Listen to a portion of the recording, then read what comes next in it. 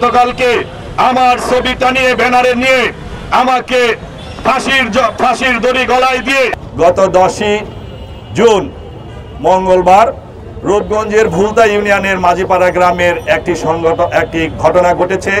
সেই ঘটনা নিয়েই মূলত আমি 2-4টি কথা বলবো।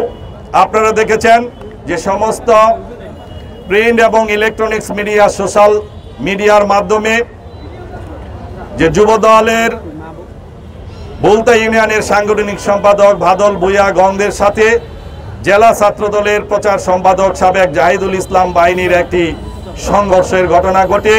সেই সংঘর্ষে গুলিবিদ্ধ হয়ে মামুন নামে ওই বাদলের ছোট ভাই, বাদল ভূঁইয়ার ছোট ভাই গুলিবিদ্ধ হয়ে চিকিৎসাধীন অবস্থায় ঢাকা মেডিকেল কলেজে মৃত্যুবরণ করেছেন। এই নৃশংস ঘটনার সাথে যারাই জড়িত তাদেরকে যেন অবিলম্বে দৃষ্টান্তমূলক শাস্তির আওতায় আনা হয়, সেটা আমি আমার জেলা স্বেচ্ছাসেবক দলের পক্ষ থেকে আমি প্রশাসনের প্রতি দৃষ্টি আকর্ষণ করছি।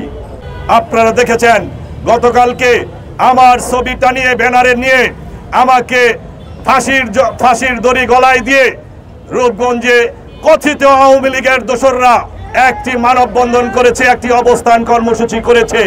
সেই অবস্থান কর্মসূচিতে নেতৃত্ব দিয়েছে আমার জেলা স্বেচ্ছাসেবক দলের যুগ্ম আহ্বায়ক, একজন অরাজনৈতিক ব্যক্তি, যিনি আন্দোলনের সময় ফেসবুকে স্ট্যাটাস দিয়ে বলেছে আমি আর বিএনপির রাজনীতি করব না, আমি তাবলিগ জামাতে চলে গিয়েছি।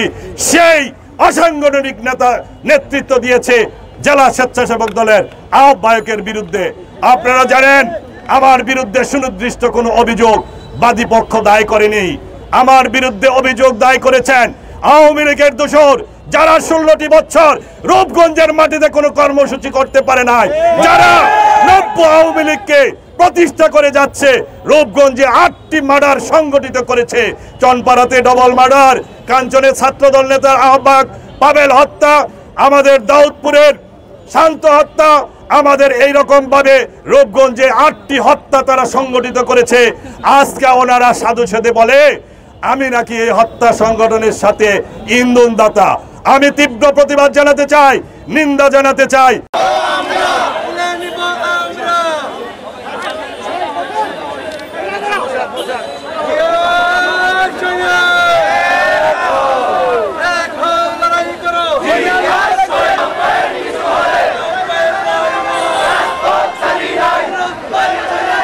আমরা যখন ছাত্রদল করি, আন্দোলন সংগ্রাম করেছেন, তার মতো একজন পরীক্ষিত নেতাকে ওই কুটি কয়েক তার মান সম্মান নিয়ে তারা হত্যা করবেন। আমরা আমার আজকে আমরা এই মানববন্ধনে মাহবুবের বিরুদ্ধে ষড়যন্ত্র আমরা মেনে নিতে পারি না। 17 বছর প্রত্যেকটা দলীয় স্বেচ্ছাসেবক দলের প্রোগ্রাম করেছি, প্রেস ক্লাবের সামনে গুলি করেছে, ধরে নিয়ে গেছে।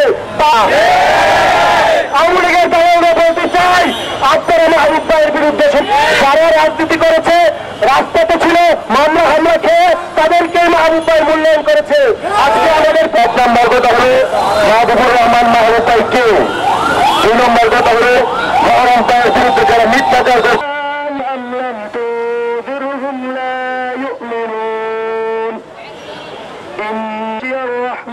بالغيب فبشره بمغفرة للموتى ونكتب ما